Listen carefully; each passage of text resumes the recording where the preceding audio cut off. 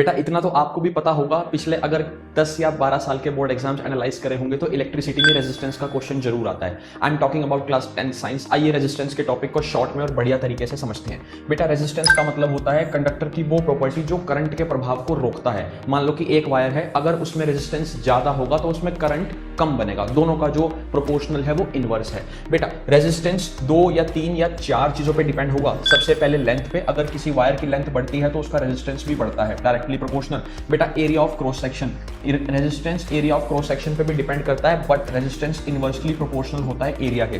बेटा थर्ड है मटेरियल का नेचर, कि वो किस नेचर का है। एंड नंबर 4 है टेम्परेचर, कंडक्टर टेम्परेचर ज्यादा है या फिर कम है। बेटा अगर आप इसको थोड़ा सा और इवेल्युएट करोगे तो इसमें मैंने ये लिखवाया है कि अगर हम किसी भी कंडक्टर की लेंथ बढ़ाते हैं तो उसका रेजिस्टेंस पे क्या फर्क पड़ता है। बेटा आपको एक छोटा सा एग्जांपल देता हूं। आप पहले छोटी गली से अपने घर जा रहे हो और फिर बड़ी गली से जा रहे हो जिसकी लेंथ बहुत ज्यादा है। छोटी गली में 2 ही गाड़ियां खड़ी हैं तो रुकावट कम आएगी। गली बढ़ती जाएगी तो गाड़ियों की पार्किंग भी बढ़ती जाएगी तो रुकावटें ज्यादा बढ़ती जाएंगी। ऐसे ही अगर एक वायर की लेंथ बढ़ती जाएगी तो उसका रेजिस्टेंस भी बढ़ता चला जाएगा, यानी कि उस वायर के अंदर करंट कम फ्लो होगा। तो यहीं से हम ये सीख लेते हैं कि रेजिस्टेंस जो है वो लेंथ के डायरेक्टली प्रोपोर्शनल होगा। बेटा इस वीडियो में इतना ही। एरिया ऑफ क्रॉस सेक्शन और रेजिस्टेंस का क्या रिलेशन है ये आपको नेक्स्ट पार्ट में समझा दिया जाएगा।